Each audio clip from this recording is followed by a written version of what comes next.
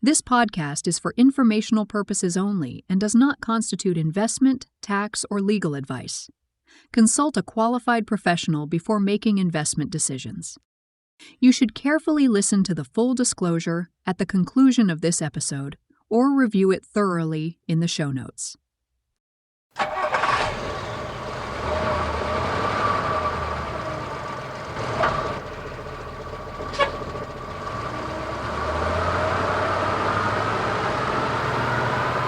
Nobody wants a PowerPoint from J.R.R. Tolkien with bullet points about how to create a fantasy world. They want to hear the story of how he wrote Lord of the Rings. That's why here on Impact Investing Roadshow, we believe the best way to understand an investor's craftsmanship is to hear them dig deep into the story of a single investment. I'm your host and tour guide, Mark King. On this episode, I am thrilled to introduce you to Rob Boyer, the CEO and founder of Narthex Properties based out in Leawood, Kansas. Narthex is focused on something genuinely distinctive, taking historic church properties and reimagining them as vibrant, kingdom-focused, community-centered hubs. Rob has been leading that mission since founding Narthex back in 2017. Before turning his attention to sacred spaces, Rob spent nearly 2 decades as the owner of Shred-it, a business services company, which he took from startup through a successful exit. Now, I want you to picture in your mind the kind of businessman that does real estate development with churches and used to own a commercial shredding company. Got it? Okay, now I'm going to tell you that Rob is a graduate of the United States Air Force Academy, where he studied Russian. And after graduation, Rob spent a couple of years at the Pentagon as a senior strategic Russian ballistic missile analyst. I'm guessing the picture in your mind just changed a little. Russian nukes are about as far as you can get from real estate development, but it speaks to both his raw intellect and his capacity for complex, high-stakes work. 2 quick things about our conversation. First, Rob and I spent a little less time on a specific deal than usual. We spent a fair bit of time talking about the context in the American church that leads to this issue of the need for sacred space renovations. So more background than usual because of the market he's working in. The second thing is, as I mentioned, Rob is an Air Force graduate and continues to be a private pilot. So when I told him to grab his microphone to do this interview, he grabbed his pilot's headset. So the audio's got a bit of a different sound to it for Rob. It's like one of those YouTube videos where people do interviews in their cars. It's not bad. It's just got a little bit different tone to it. We started our conversation with Rob telling the story of how he made the jump from selling a B2B services company to rehabbing and flipping churches. I have a background in business. I have operated a number of businesses and been involved in banking and some other ventures over the years. And I sold a company in 2014. And I was really just prayerfully asking the Lord, what's next? What do you want me to work on? What's the next thing? And like literally an hour later, a pastor buddy of mine called me and he said, will you come out and take a look at our church and tell us why we're not growing? They said, would you come and give us the businessman's approach? Would you look at our financials and would you look at our prayer and worship and look at our branding and marketing and just give us this top-down review and tell us why you think we're not growing? So I grabbed my wife because she has this background in branding and marketing and I have this operational background from business, and we went out and we started doing these kind of top-down consulting things with local churches. So a lot of strategic planning, surveys of congregations, some conflict resolution among staff, looking at the financials, looking at the worship, the branding and marketing. And we got really convicted about the real estate. My wife and I just kept coming back to the real estate being this asset that is horribly underutilized, that is costing the church 60 to 70% of their revenue. So a building that sits empty 80% of the time. It gets used on Sunday morning for worship and maybe some classroom and office during the week, but the rest of the time isn't doing much. And that seemed like a huge problem, and it seemed like a huge burden. And we really felt like the Lord was drawing us into how do we help the church with church real estate? and we started researching into it. It's an enormous problem. There's 350,000 or so church buildings in the United States, and as we know, there are a lot of churches that have been in decline, and a lot of these buildings are really suffering. And we have a heart and we have a passion for sacred spaces. I believe that God created them for a purpose, and that purpose is for worship. And when those buildings are falling into disrepair, it's a problem. And so my wife and I really took this on as seeing if we couldn't intentionally figure out a way to help churches in their real estate needs. And here's an interesting question, trivia question for your listeners. Are you familiar with cathedral architecture? So do you know where the name Narthex comes from?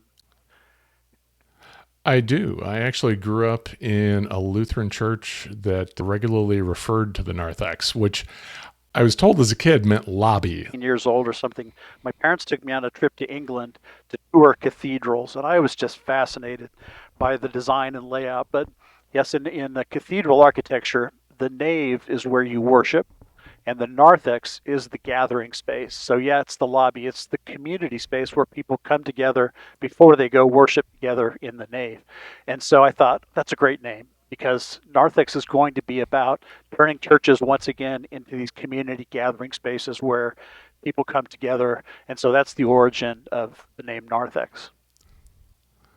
I was going to say, so having seen that problem, and I think most people, if they've driven around either suburban or urban or rural America, a big issue. How did you think about attacking it with your background and your wife's background? We started out trying to coach churches how to use their real estate more effectively.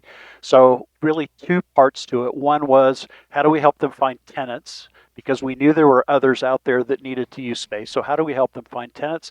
And how do we help them manage the building more efficiently? We were really surprised to find a lot of churches getting ripped off. You'd think that a church would get favorable pricing from an HVAC vendor or an electrician or a plumber, but we actually found the exact opposite was true. They were being charged way too much. There were projects, Mark, that I looked at that they were getting bids of $2 million on a $300,000 repair job. So we started out trying to do these two things. Well, it was a disaster, because churches don't want to be landlords and they don't want to have tenants. We ran into a lot of conflict, and a lot of churches were conflicted about having other people using their spaces, and it just, that really fell on its face. And so I just said to my wife in 2017, why don't we just go buy a couple churches?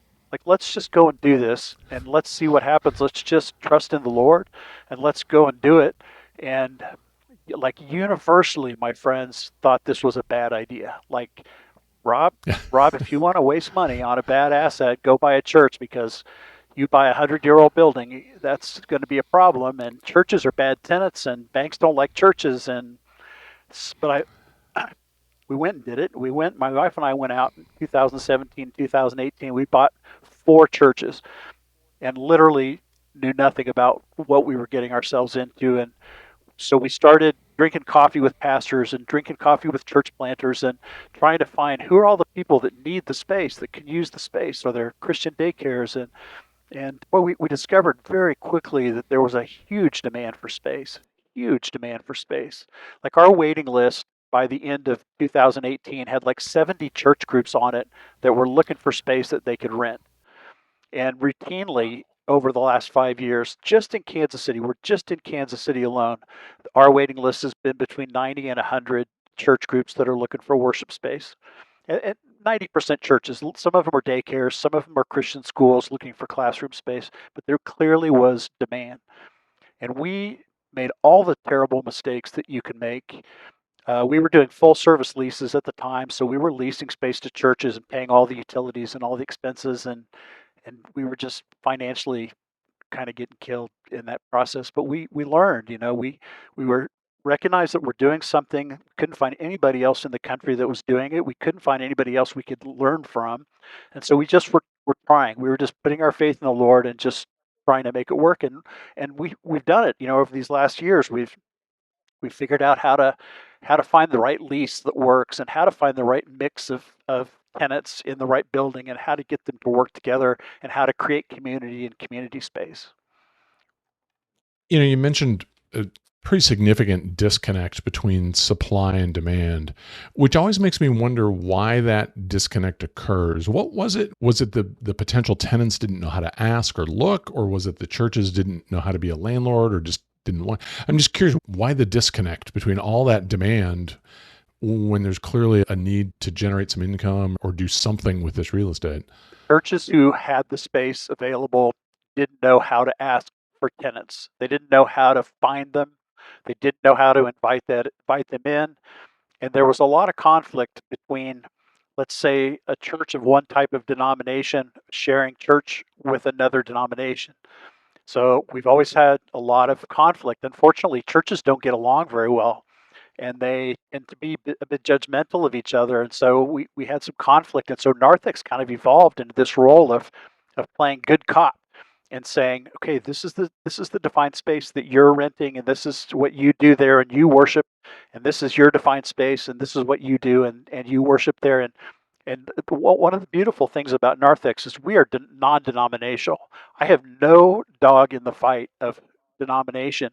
I am big tent. If it's for Jesus, then I'm all in, and I don't have judgments. I have Catholic tenants, and I have charismatic tenants, and I have Methodists and Lutherans and everything in between, and I love all of them, and I have the luxury of not having to pick winners or losers among their different faith traditions. I support all of them.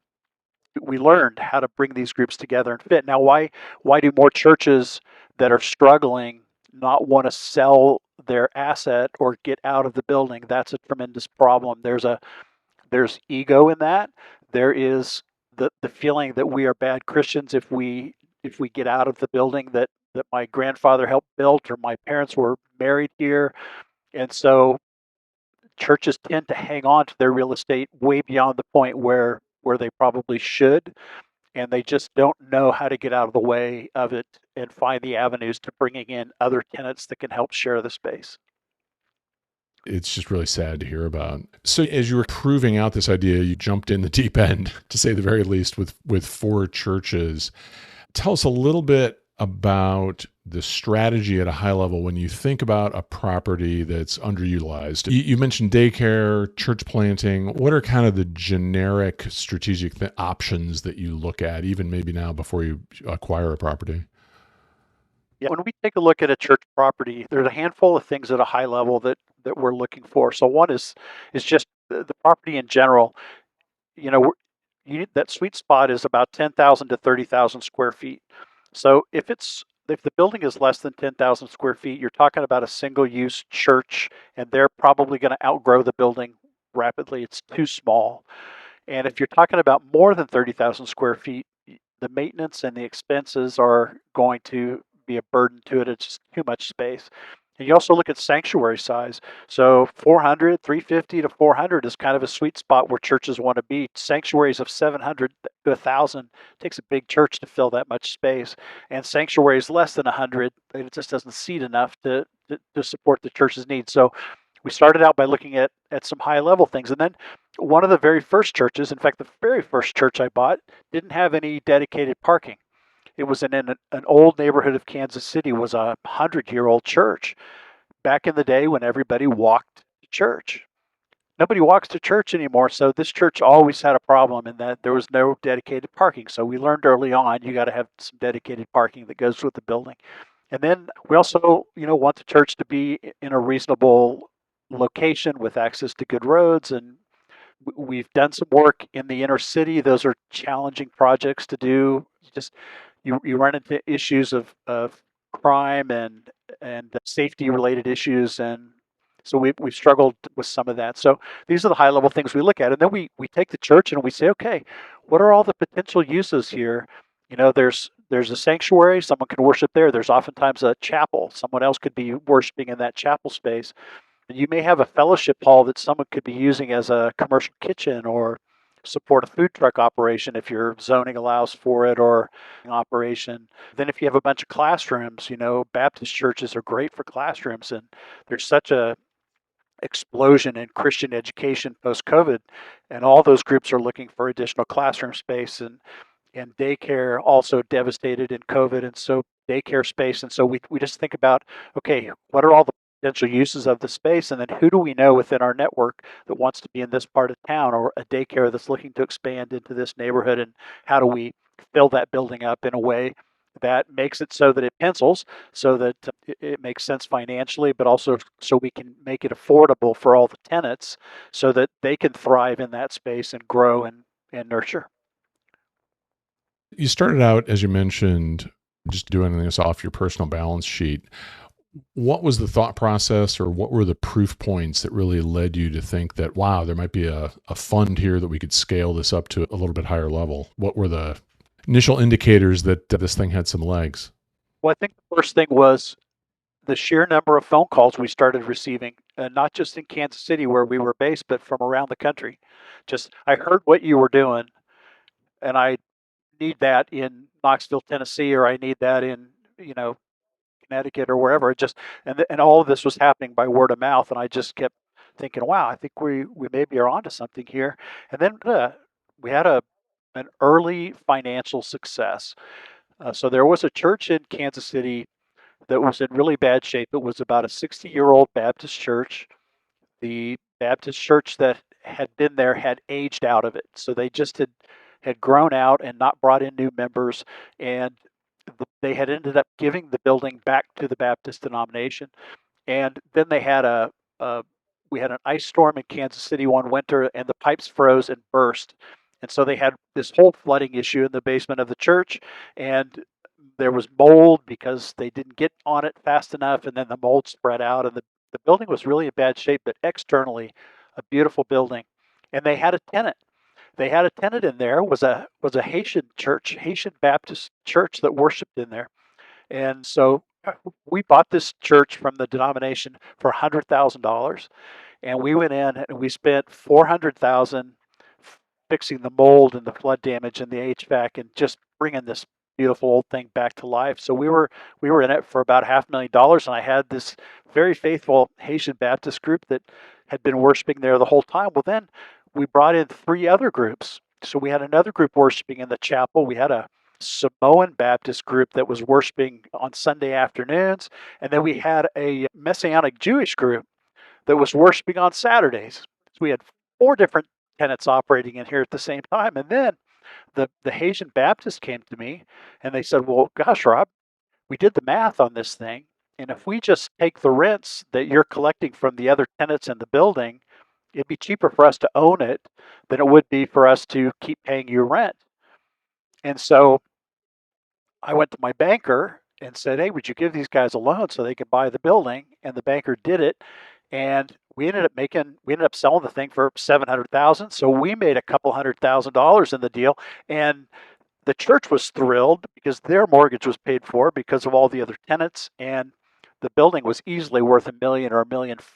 And so they got a great buy on it, and everybody won. And it felt great. It's like we're winning, the church is winning, and the kingdom is winning. And it feels like, wow, okay, this actually is something that we can do. This could be investable, and I could make money for investors, and I can do right for the church, and I can restore church architecture and bring back sacred spaces, and like, this feels like a thing. So that was an early success that gave us a lot of enthusiasm. Before we dive deeper into kind of one specific project, give us maybe an update on kind of where you are with the fund and number of properties. We launched in 2020 our first fund called the Narthex One Fund. That was a great idea. Let's launch it 2020, right in the middle of a pandemic lockdown. But we were buying churches during that time, and we were still working and renovating, and churches were actually growing during the pandemic. And so we're very excited. We're launching a second fund here in the next month. Very cleverly, it's called Narthex 2. And Narthex 2 is going to be a $10 million fund. And it will have a nationwide scope. Now, 10 million is not a lot. How many churches can I buy? That's an interesting question, because our average transaction is about $1 million. So we're buying churches in that 500,000, maybe up to $2 million range. But typically we'll buy it for $1 million, spend about 200,000 in renovation. we'll lease it to a church for 2 or 3 years, and then they'll buy it from us for 1.5 million. That's a typical fixed type transaction. So by raising 10 million, I'm going to go out and do 17, 18, 19 deals, but it's just the next step. So we just want to do some deals on a national basis, and I know the demand is there because I get the phone calls every week, and then I think we're going to be ready for something big. You've mentioned you're based in Kansas City. The initial properties are in Kansas City. Where currently is the portfolio, kind of from a geographic standpoint? Yeah, the portfolio is still all in Kansas City. We have 12 properties just in the Kansas City area. But with this new fund, as we raise some money, we're definitely going to open our doors to literally doing a deal anywhere in the country. That's great. There are people listening all over the country that are pretty excited about the prospect of Narthex coming to a local church near them. Speaking of a local church, let's dive down into a specific property that you've worked on. Is there a particular project that you think is a good illustration of the work of Narthex? One of the 12 projects we've done in Kansas City is a Catholic church called Our Lady of Lourdes. It's in Raytown, Missouri, which is a eastern suburb of Kansas City. It's very close to Arrowhead Stadium. So Our Lady of Lourdes Catholic Church was very big in the 1950s. It's just an example of a Catholic church. There were so many of them at some point that they started, closing some of them and consolidating the different Catholic churches into one location. And so Our Lady of Lourdes got emptied by the Catholics, and it was actually a compound. It's a big property on 3 acres on a really nice corner in Kansas City. It actually had 5 different buildings on there. It had a sanctuary hall, a separate fellowship hall building, and then it had a dormitory building where they used to operate a nunnery at some point, and then there was a home there, a separate home there for the priest, and then the 5th building was a school, so like a whole single level like elementary school where they operated a school and a daycare. So these 5 buildings were on the property. Well, right away the Raytown School District came in and said, we're going to eminent domain the school building, and we're going to take it because we want to expand the Raytown School District into it. So the Catholic Church went out and did a lot split, and they separated off the part that had the school there, and that was sold to the Raytown School District. And so they had the other part of the property that had the house and the dormitory, the sanctuary hall, and the fellowship hall. And so they listed the thing for 1.9 million, which was probably a pretty good price for it, actually, for what it was. And they didn't have any takers for a long time. And Narthex eventually came in and made some offers around 1.5 million that were accepted. And we found some damage in the buildings and some more things, and we talked to them more and more. So we ended up acquiring this property for 1,290,000 in 2023, and we had a tenant already lined up that wanted to go into the space. The tenant is a great story. They're called the City KC. It's a pretty well known. I'm going to give them a plug. A pretty well known church in Kansas City, led by a guy named Pastor Armour Stevenson III. And Armour Stevenson is an amazing guy. His parents had started the church, and they had tragically died in an airplane crash when he was a young guy, and so he took over his family's church at age 22. And since then, it has flourished from 300 members to well over 1,000. And they had been worshiping in a high school in Kansas City until the pandemic, and then they Jackson County, Missouri, closed schools down for outside church groups, and so they were looking for a home. And they came to Narthex and said, have you got anything out there that would accommodate us? And we didn't, and we didn't, and we looked, and we looked, and then finally, this Our Lady of Lourdes property came up, and it was perfect. It has a sanctuary that seats 750, and so we spent all of 2023 just doing renovation work. The property needed a lot of things. It needed a little bit of love, and so we went in there. It needed a whole bunch of HVAC work, typical of an old Catholic church from the 1950s. There was only one bathroom in the sanctuary, so we had to go in there and add bathrooms and do a bunch of renovation work. And long story short, we ended up in this project all in for about 2.2 million. So investors put in 1.1 million of equity, and we borrowed the other 1.1 million, which is what we typically do. We typically lever a property at 50%. So we're in this thing for 2.2 million, and Pastor Stevenson and his group, they rent the church from us for 2 years, and then they're buying it next spring for 2.5 million. So from a numbers perspective, it's a nice deal for Narthex investors. It makes a 15% IRR. We're turning a $1.1 million investment into about $1.5 million, 50% return on cash on a 3-year investment for investors out there. But for Armour Stevenson III, his church, they've grown to now to almost 2,000 members since they moved in there because they have so much space. They're going to buy this property for 2.5 million that might easily be worth 3 million or 3.5 million, and everybody wins. It's an amazing thing, and the Raytown School District is flourishing on the site. And so now it just became this community thing. It was an abandoned Catholic church that had nothing there but a homeless population that kept breaking into the building. And now it's evolved into this hub of activity within the community. Tell me a little bit about the search process, just in terms of inbound, outbound, working with brokers. You mentioned having coffee with a lot of pastors and priests. I'm just curious how that hunting process works. Yeah, that's a great question. So nowadays, I would say about half the properties we buy, we find them through traditional commercial methods. They're listed for sale, and we can go out and buy them. But about half the deals we do are either direct relationships with the denominations.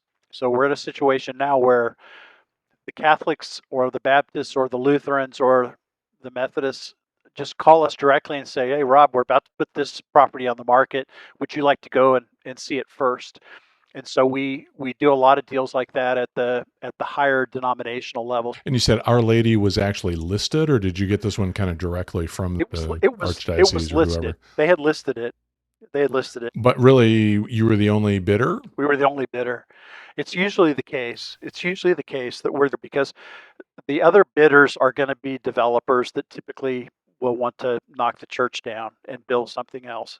And in a place like Kansas City, that's really hard to do. Communities like their local churches, they don't want to see them get destroyed or torn down. So typically Narthex is the only bidder that's out there for these properties. As you're evaluating it, tell us a little bit about kind of how you put your, I would call it, evaluation process or kind of bid development. How do you go about putting that together in terms of the price you want to pay? Yeah, that's a good question. So I take a look at who could be the tenant in that building and what can that tenant afford. How can it be affordable for them? So if I know that I have a church that's going in this space and they have a budget of $3,000 a month, for example, I could build it. I could build a whole valuation around the potential rental income stream that can come from that potential property. And then it's basically about a 10 to 12% valuation. So if I think I can generate $100,000 or $120,000 in rental income, that supports a valuation of about $1 million. And oftentimes, you see a church out there they've got a price tag on it of 4 million or 5 million or 6 million. I can't get there. And so, we pass on a lot of things, but I've got to make it pencil.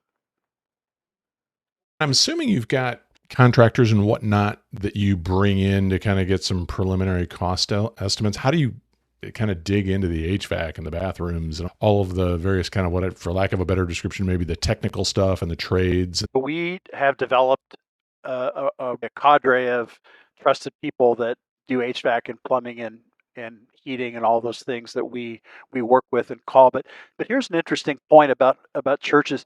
You cannot go into an old church and start knocking walls down and doing major renovation, because if you start pulling a bunch of permits and triggering a bunch of compliance related issues, you put an elevator in a 100-year-old church, that's not going to work. Or some cities and counties want sprinkler systems and sanctuaries, and so we generally try to keep our renovation work to roof and HVAC and paint and carpet, and we bring the building back to life, and we've gotten pretty good at figuring out how to do that. How'd the conversation with the city and whatnot go for Our Lady? Oh, well, this is a fascinating problem because so the Raytown School District, they took over the school part of that property, but it had no access to the street. And so we had to do these cross easements so that they could drive through our parking lot to get to their building.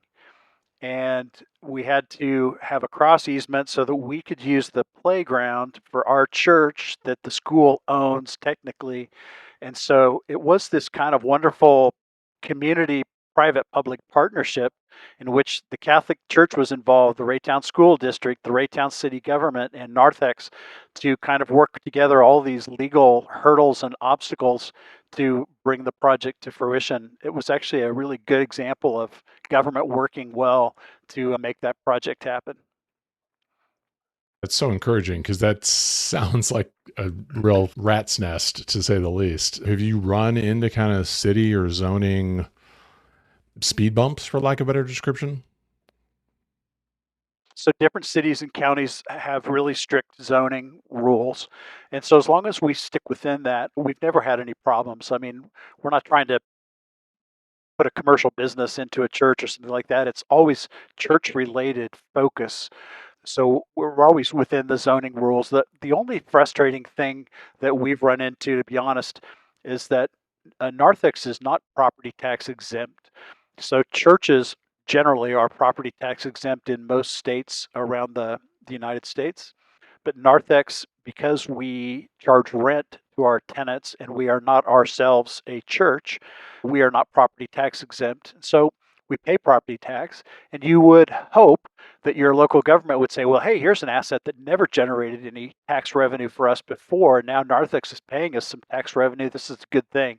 But we have had a couple of instances where the county has rolled in and raised our property tax by 150% because they categorize us as a special use asset, and then they just come in with these crazy valuations. And so we have had a lot of battles in some counties with property tax valuations. So we're always challenging property tax valuations, and even as high as the Kansas Board of Tax Appeals. And sometimes you have to fight that pretty hard. When the church buys it back, though, does it then automatically fall back off the tax rolls? Exactly right. Yep, that's exactly right. The church buys it, and then they apply for exemption, and it gets reinstated. The tax issue is interesting in that it brings up a question around your exit strategy because you have to have an exempt entity buying the property to really make that work. Are you finding buyers once the rehab's in process or beforehand or listing afterwards? How exactly do you think about timing and staging the exits? The way we're structuring a lot of the deals now and things that we're looking at nationwide, uh, we actually want to find a church that will want to buy the building. So the most common thing nowadays is the church comes to me and says, Rob, we want to be in that building right there, but we can't afford it today, but that's where we want to be. So Narthex will go and buy that building for them, lease it to them for maybe a period of 3 years, just like we did at Our Lady of Lourdes, and then the church buys the building from us. So ideally, we've got a path to exit from the building, help the church get in there, help them to get a loan to get the building if they need with our loan guarantee services, and create a way so that we get off of that property tax train before can get out of hand. Coming back to Our Lady of Lourdes, that's a single tenant situation there. Am I hearing that correct, or did you find some other folks to cohabitate? Nope, that's a single tenant. How do you go about underwriting them as a tenant? So we look at, in this particular case, we look at things like how many members of the congregation, we looked at their financials, we look at the history of the church, and we do some underwriting. But on a startup, for example, or a church without that much history, we really take chances on them. I mean, we recognize that some of them aren't going to work out and some of them are going to be enormously successful. And there is a leap of faith oftentimes with some of these churches that they'll get in there and flourish and be successful. That's not always the case. Any instances where it hasn't worked out? I have I've had a couple of churches that it just didn't work for them. I had one church that moved into a space that just was not consistent with who they wanted to be. It just was the wrong space. It was too much space for them. And they really were not a group that wanted to grow and expand their ministry. And it just didn't work out. And they left, and another group came in there. Had that happen a couple of different times. So, churches do have evolution of their own, and some of them flourish, and some of them it just doesn't work out. And we treat them with a great deal of love. We've never been sued. We've never sued a tenant. These things end on friendly terms because running a church is hard. Being a pastor is a hard job. There's a lot of demands in being a pastor, and we try to take the real estate part out of it, and being a good landlord and be easy to work with. That's important for us. Using Our Lady of Lourdes as an example, what sort of ongoing property management role do you feel? Do you hand that off entirely to the tenants, or if in a multi-tenant situation, how do you handle ongoing property management? We do our own property management. We go out to every one of our buildings every week. We spend an hour, we walk through checklists, we make sure filters are getting changed out. We're meticulous, and the tenants are great as well because they're very good about finding things that need to be fixed and letting us jump on it before it becomes a problem. So I would say the property management part is a partnership between us and the tenant, but we try to be very forward thinking and very, we're not ever trying to avoid fixing problems. We want to make sure the building is functional and safe, and that the air conditioning is working and the heating is working.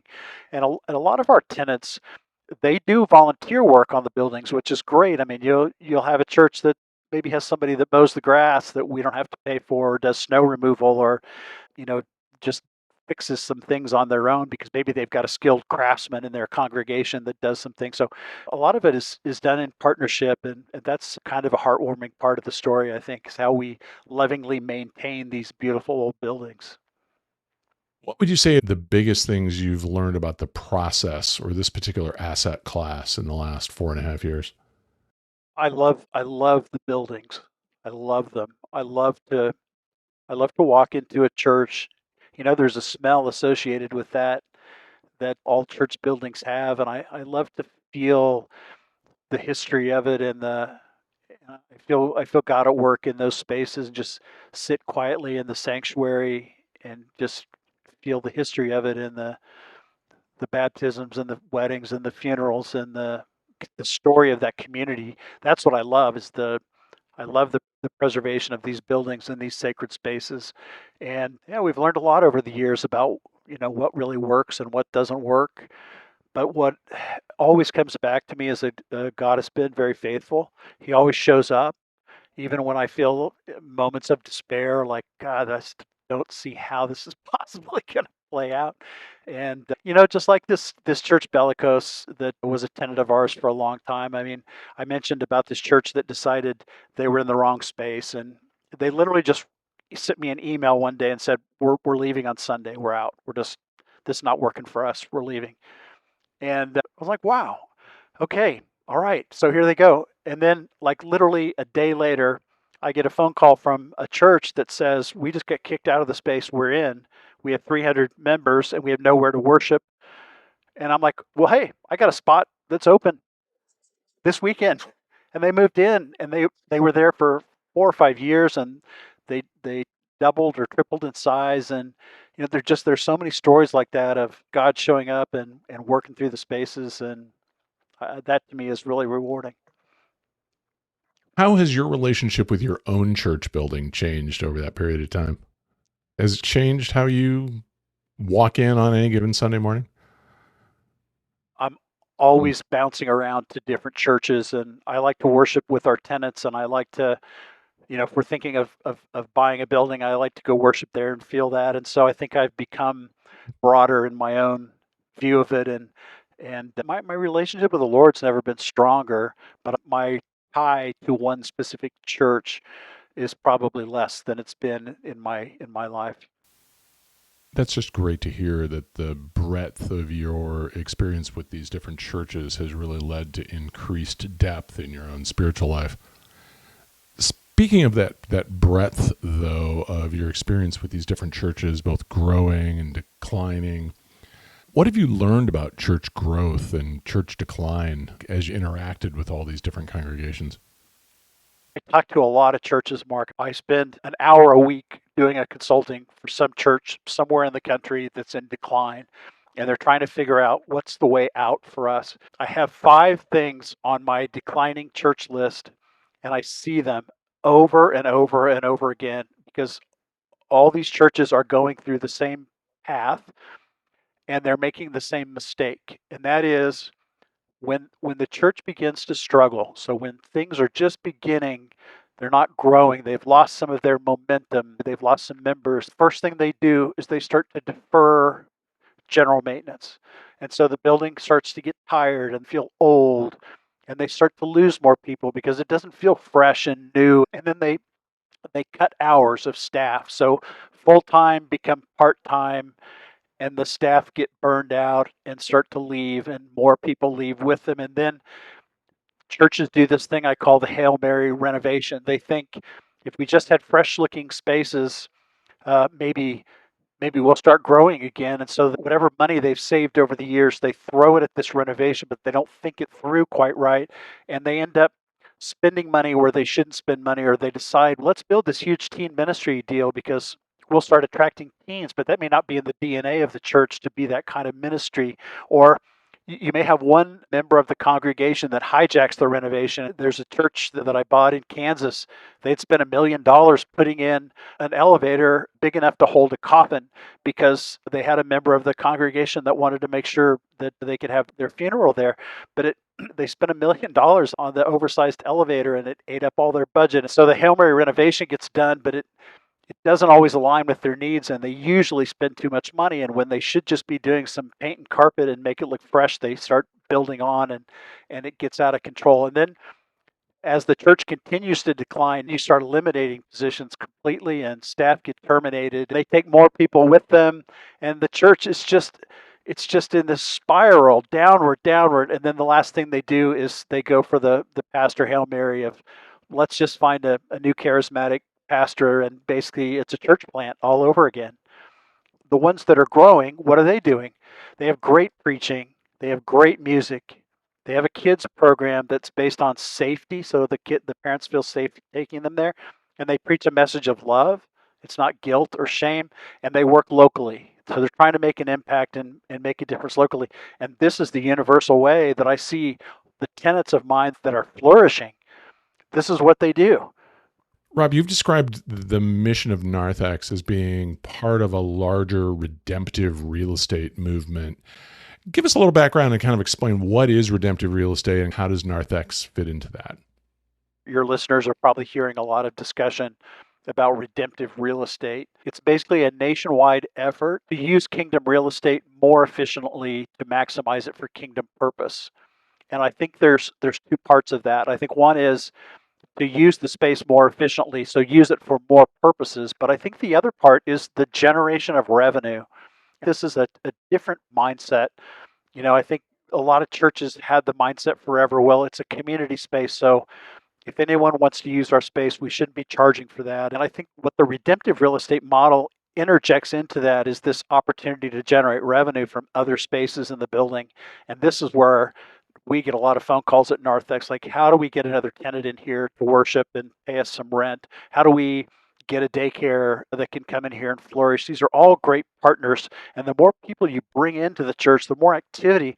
When a quiet neighborhood all of a sudden sees cars coming in and out of the church and people in and out of there on Sunday, it has an effect of bringing vibrancy to the community. It restores people's hope, and it creates the church as a community center. It's the Narthex, and this is what I love. Well, Rob, thank you so much for taking the time to talk. It sounds like you're up to just some amazing stuff. I'm sure some folks might have a property for you, but potentially it may have some folks that are interested in investing or getting involved in some way. What's the best way to get a hold of you and learn more about Narthex? The best way is just to go to our website, which is narthex.com, narthex.com. There's an investor page there. There's a reach out page. If you're a church out there and you just want to talk about your building, what possibilities are, what you're thinking about, I'm happy to talk to anybody. I want to be a knowledge base, and I want to give away everything I have for free to anybody that could use that information. If you have a building you're interested in selling, if you have a building you want to buy, I'm happy to talk you through that. Narthex.com is the place to go. And I'm so grateful to you, Mark. This is, to me, it's a new and emerging thing. And I think it's so important. And I think it's such a hopeful ministry that we can bring real estate solutions to local churches and help them thrive and help them flourish. And I just thank you for highlighting that today and for taking the time to let me share what I'm passionate about. Rob, thanks again. It's been great to have you on. If something Rob has talked about is of interest and you would like to reach out to him, his contact information is in the show notes of this episode, which can be found at impactinvestingroadshow.com/Narthex. And again, Narthex is Narthex. I do appreciate you taking the time to listen to this episode. And since you've made it all the way to the end, I assume you're somebody that's interested in impact investing. I would love it if you would reach out to me with your suggestions about other funds that would be interesting to profile. I would love your suggestions about impact investment fund managers that are doing interesting, innovative work that would be willing to come on and talk with us about a specific deal and dig deep into their model. So thanks again. I appreciate it. And until next time, I am your host, Mark King, reminding you that if you want to move the impact needle, you've got to step on the gas.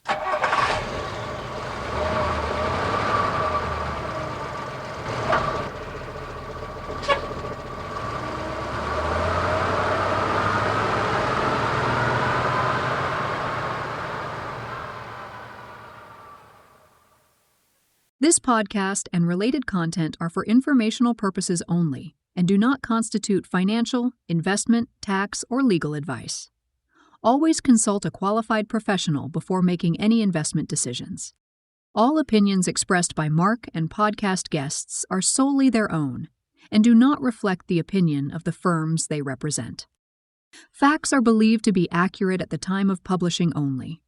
No effort has been made to verify facts presented by guests, and no updates have been made since the date published.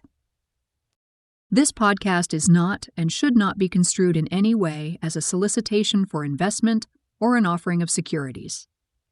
Mark and guests may own positions in securities discussed. Impact Investing Roadshow, Mandorla LLC. Guests and Mark King disclaim any and all liability for actions taken as a result of listening to or reading this educational content.